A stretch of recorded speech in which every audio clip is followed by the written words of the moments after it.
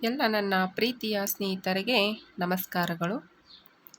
ಇಂದು ನಾನು ಭಾರತ ಸಂವಿಧಾನದ ಪ್ರಸ್ತಾವನೆಯ ಬಗ್ಗೆ ಹೇಳ್ತಾ ಬರ್ತೀನಿ.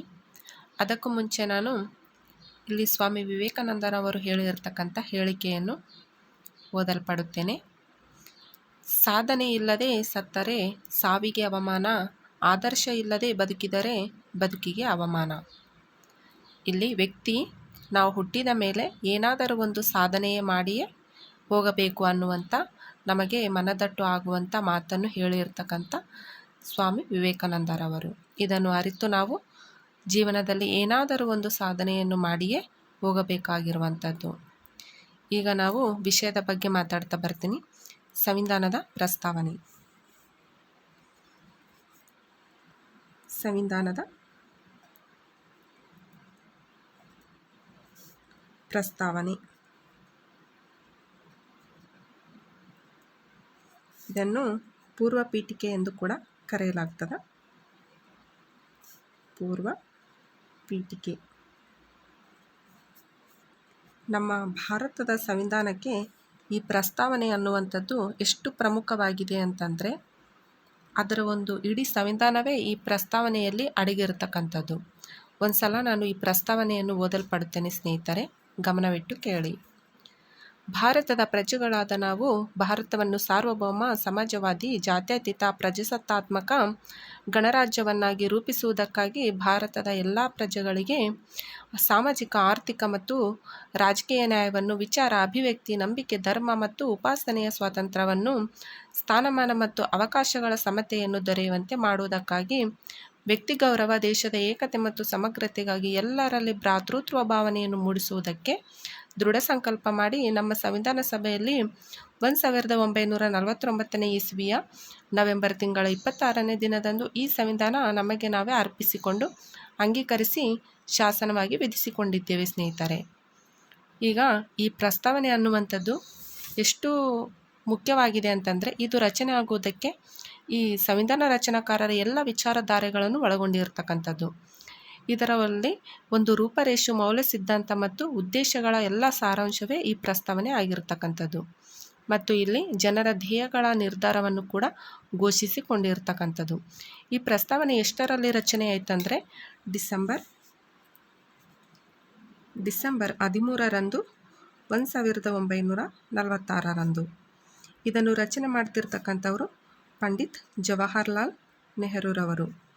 ಜವಾಹರ್ಲಾಲ್ ನೆಹರು ಇವರು ಏನೆಂದು ಮಂಡಿಸಿದರು ಅಂತಂದರೆ, ಧ್ಯೇಯಗಳ ನಿರ್ಣಯ.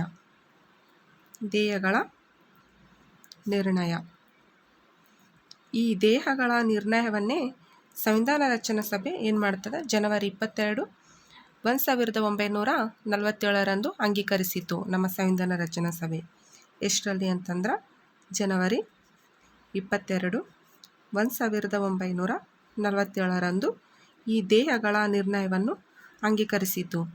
ಈ ನಿರ್ಣಯವು ಏನೆಂದು ಒಳಗೊಂಡಿತ್ತು ಅಂತಂದರೆ, ಒಂದು ಭಾರತದ ಸ್ವಾತಂತ್ರ್ಯ, ಗಣರಾಜ್ಯ ಮತ್ತು ಪ್ರಜೆಗಳ ಪರಮಾಧಿಕಾರ, ಜನತೆಯ ಸಾಮಾಜಿಕ, ಆರ್ಥಿಕ ಮತ್ತು ರಾಜಕೀಯ ಎಲ್ಲ ವಿಷಯಗಳನ್ನು ಇದು ಒಳಗೊಂಡಿರ್ತಕ್ಕಂಥದ್ದು.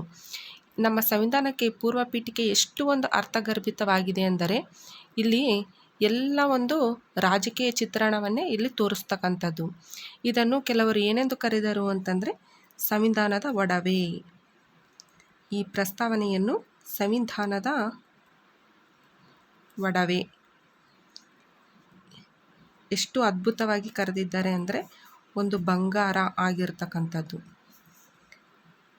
KM ಮುನ್ಸಿರವರು ಕರೀತಾರ. ಅವರು ಏನೆಂದು ಕರೀತಾರೆ ಅಂತಂದ್ರೆ, KM ಮುನ್ಸಿ ರಾಜಕೀಯ ಜಾತಕ. ಸಂವಿಧಾನದ ಪ್ರಸ್ತಾವನೆಯನ್ನು ಒಂದು ರಾಜಕೀಯ ಜಾತಕ. KM ಮುನ್ಸಿರವರು ಭಾಳಷ್ಟು ಪ್ರಮುಖವಾಗಿ ಹೇಳಿದ್ದಾರೆ ಇದನ್ನು. ಅದೇ ರೀತಿಯಾಗಿ ಈ ನಮ್ಮ ಭಾರತದಲ್ಲಿ ಸಂವಿಧಾನ ಒಂದು ರಚನೆ ಆಗಬೇಕು ಅಂತಂದರೆ, ಇದಕ್ಕೆ ಮೊದಲು ಒಂದು ಯಾವುದು ದಾರಿ ಮಾಡಿಕೊಟ್ಟಿತ್ತು ಅಂತಂದ್ರೆ, ಒಂದು ಲಾವೇರ್ ಅಧಿವೇಶನದಲ್ಲಿ ಭಾರತ ಒಂದು ಪೂರ್ಣ ಸ್ವರಾಜ್ಯ ಎಂದು ಘೋಷಿಸಬೇಕು ಅಂತೇಳಿ 1930ರಲ್ಲಿ ಜನವರಿ 26ರಂದು ಒಂದು ಲಾಹೋರ್ನ ಅಧಿವೇಶನದಲ್ಲಿ ಈ ಭಾರತ ಪೂರ್ಣ ಸ್ವರಾಜ್ಯ ಎಂದು ಘೋಷಣೆ ಮಾಡಲಾಗಿತ್ತು. ಇದರ ಒಂದು ಸವಿನೆನಪಿಗಾಗಿಯೇ ಇಂದು ಜನವರಿ 26 1950ರಂದು ಸಂಪೂರ್ಣವಾಗಿ ಇದು ಜಾರಿಗೆ ಬರಲಾಯಿತು ನಮ್ಮ ಸಂವಿಧಾನ. ಇದು ಮೊದಲು ಆಗಿರ್ತಕ್ಕಂಥದ್ದು ಎಷ್ಟು ಅಂತಂದ್ರೆ ಇದು 1930 ಜನವರಿ 26ರಂದೇ ಒಂದು ಭಾರತ ಒಂದು ಪೂರ್ಣ ಸ್ವರಾಜ್ಯ ಆಗಬೇಕು ಅಂತೇಳಿ ಒಂದು ಲಾಹೋರ್ ಅಧಿವೇಶನದಲ್ಲಿ ಇದರ ಒಂದು ಡಿಸ್ಕಸ್ ನಡೆದಿರ್ತದ. ಲಾಹೋರ್ ಅಧಿವೇಶನ. ಈ ಅಧಿವೇಶನದಲ್ಲಿ ಏನು ಭಾರತ ಪೂರ್ಣ ಸ್ವರಾಜ್ಯವಾಗಬೇಕೆಂದು ಹೇಳಿರ್ತಾರೋ ಆ ಘೋಷಣೆಯ ಒಂದು ಸವಿನೆನಪಿಗಾಗಿಯೇ ಜನವರಿ 26 1950ರಂದು ಸಂಪೂರ್ಣವಾಗಿ ಇದು ಜಾರಿಗೆ ಬರಲಾಯಿತು. ಹೀಗೆ ಪ್ರಸ್ತಾವನೆಯ ಒಂದು ಎಲ್ಲ ಸಂಪೂರ್ಣವಾದ ಮಾಹಿತಿಯನ್ನು ತಿಳಿಯೋಣ. ಪ್ರಸ್ತಾವನೆಯಲ್ಲಿ ಮೊಟ್ಟಮೊದಲು ನಾವು ಭಾರತದ ಪ್ರಜೆಗಳಾದ ನಾವು, ಈ ಭಾರತದ ಪ್ರಜೆಗಳಾದ ನಾವು ಅನ್ನುವಂಥದ್ದು ತೆಗೆದುಕೊಳ್ಳುತ್ತೇವೆ. ಭಾರತದ ಪ್ರಜೆಗಳಾದ ನಾವು. ಇಲ್ಲಿ ಏನಂದರೆ ಇದು ಏನೆಂದು ತೋರಿಸಿಕೊಡ್ತದೆ ಅಂತಂದ್ರೆ ಪ್ರಸ್ತಾವನೆಯಲ್ಲಿ ನಾವೆಲ್ಲರೂ ಭಾರತದ ಪ್ರಜೆಗಳಾಗಿರ್ತಕ್ಕಂಥವ್ರು. ನಾವು ಬೇರೆ ಬೇರೆ ಎಲ್ಲರೂ ಭಾರತೀಯರಿಂದಲೇ ಈ ಒಂದು ಸಂವಿಧಾನವು ರಚನೆಗೊಂಡಿರ್ತಕ್ಕಂಥದ್ದು. ಇಂಥ ಪ್ರಜೆಗಳಲ್ಲಿ ನಾವೆಲ್ಲರೂ ಒಂದೇ ಎಂಬ ಭಾವನೆ ಇರಬೇಕೇ ಹೊರತು ನಾವು ಬೇರೆ ಬೇರೆ ಅನ್ನುವಂಥ ತಾರತಮ್ಯ ಇರಕೂಡದು ಅನ್ನುವಂಥದ್ದು ಈ ಮುನ್ನುಡಿಯಲ್ಲಿ ತಿಳಿಸ್ತಕ್ಕಂಥದ್ದು. ನೆಕ್ಸ್ಟ್ ಬರ್ತಕ್ಕಂಥದ್ದು ಸಾರ್ವಭೌಮ. ಇದನ್ನು ಏನೆಂದು ಕರೀತಾರೆ ಅಂದ್ರೆ ಪರಮಾಧಿಕಾರ ಸಂಪನ್ನ ಎಂದು ಕೂಡ ಕರೆಯಲಾಗ್ತದೆ. ನಮ್ಮ ಭಾರತವು ಒಂದು ಸಾರ್ವಭೌಮ ರಾಷ್ಟ್ರ ಕೂಡ ಆಗಿರ್ತಕ್ಕಂಥದ್ದು. ಇದರ ಅರ್ಥ ಏನಂತಂದರೆ ನಮ್ಮ ದೇಶವು ಯಾವುದೇ ಒಂದು ಪ್ರಪಂಚದ ದೇಶದ ಅಧೀನಕ್ಕೆ ಒಳಗಾಗದೆ ಒಂದು ತನ್ನದೇ ಆಗಿರ್ತಕ್ಕಂಥ ಸ್ವತಂತ್ರ ದೇಶವಾಗಿ ಹೊರಹೊಮ್ಮಿದ್ದು ಮತ್ತು ಯಾವುದೇ ಒಂದು ವಿಷಯಗಳಲ್ಲಿ ತಾನು ಸ್ವತಂತ್ರವಾಗಿಯೇ ನಿಂತು ತನ್ನ ಎಲ್ಲ ಅಧಿಕಾರವನ್ನು ಚಲಾಯಿಸತಕ್ಕಂಥದ್ದು ಮತ್ತು ಜವಾಬ್ದಾರಿಯನ್ನು ಹೊಂದಿರತಕ್ಕಂಥದ್ದು ನಮ್ಮ ದೇಶವಾಗಿದೆ. ಯಾವ ರೀತಿಯಾಗಿ ಒಂದು ಸ್ವತಂತ್ರವಾಗಿದೆ ಅಂತಂದರೆ ವಿದೇಶಾಂಗ ನೀತಿಯಲ್ಲಿ ಅಲಿಪ್ತ ನೀತಿ ಮತ್ತು ಯೋಜನಾ ಪದ್ಧತಿಗಳನ್ನು ಅನುಸರಿಸಿ ಆಂತರಿಕ ಮತ್ತು ಬಾಹ್ಯ ಪರಮಾಧಿಕಾರವನ್ನು ಪಡೆದಿರತಕ್ಕಂಥದ್ದೇ ನಮ್ಮ ಭಾರತದ ಸ್ವತಂತ್ರ ದೇಶವಾಗಿರ್ತಕ್ಕಂಥದ್ದು. ನಂತರ ಬರ್ತಕ್ಕಂಥದ್ದು ಸಮಾಜವಾದ. ಈ ಸಮಾಜವಾದ ಎನ್ನುವಂಥದ್ದು ಭಾಳಷ್ಟು ಪ್ರಮುಖವಾದ ಪದವಾಗಿದೆ. ಈ ಸಮಾಜವಾದ ಅನ್ನುವಂಥದ್ದು ನಮ್ಮ ದೇಶವು ಒಂದು ಸುಖಿ ರಾಜ್ಯ ಮತ್ತು ಸಮಾಜವಾದಿ ರಾಷ್ಟ್ರವನ್ನಾಗಿ ಮಾಡುವುದೇ ಈ ಸಂವಿಧಾನದ ಪ್ರಧಾನ ಗುರಿ ಆಗಿರತಕ್ಕಂಥದ್ದು. ಈ ಸಮಾಜವಾದಿ ತತ್ವಗಳನ್ನು ಪ್ರಜಾಪ್ರಭುತ್ವದ ಮೂಲಕವೇ ಒಂದು ಜಾರಿಗೆ ತರುವಂಥದ್ದು. ಈ ಸಮಾಜವಾದ ಎನ್ನುವಂಥ ಪದವನ್ನು ಎಷ್ಟನೇ ತಿದ್ದುಪಡಿಯನ್ನು ಮಾಡಿ ಇದನ್ನು ಭಾರತದ ಸಂವಿಧಾನದ ಪ್ರಸ್ತಾವನೆಯಲ್ಲಿ ಅಳವಡಿಸಲಾಗಿದೆ ಅಂತಂದರೆ 42ನೇ ತಿದ್ದುಪಡಿ. ಈ 42ನೇ ತಿದ್ದುಪಡಿಯ ಮೂಲಕ 1976ರಲ್ಲಿ ಸಂವಿಧಾನ ಪ್ರಸ್ತಾವನೆಯಲ್ಲಿ ಸಮಾಜವಾದ ಪದವನ್ನು ಸೇರ್ಪಡೆ ಮಾಡಲಾಗಿದೆ. ಅದೇ ರೀತಿಯಾಗಿ ರಾಜ್ಯ ನಿರ್ದೇಶಕ ತತ್ವಗಳನ್ನು ಕೂಡ ಈ ಸಂವಿಧಾನದ ಪ್ರಸ್ತಾವನೆಯಲ್ಲಿ ಸೇರ್ಪಡಿಸಲಾಗುವಂಥದ್ದು. ಇದು ಕೂಡ 42ನೇ ತಿದ್ದುಪಡಿಯ ಮೂಲಕ. ನಂತರ ಬರ್ತಕ್ಕಂಥದ್ದು ಜಾತ್ಯತೀತ. ಜಾತ್ಯತೀತ ಅನ್ನುವಂಥದ್ದು ಇದು ಮತ ನಿರಪೇಕ್ಷ ಅನ್ನುವಂಥದ್ದು. ಮತ ನಿರಪೇಕ್ಷ. ಇಲ್ಲಿ ಜಾತೀಯತೆ ಅನ್ನುವಂಥದ್ದು ಇಲ್ಲ. ಯಾವುದೇ ರೀತಿಯಾಗಿರ್ತಕ್ಕಂಥ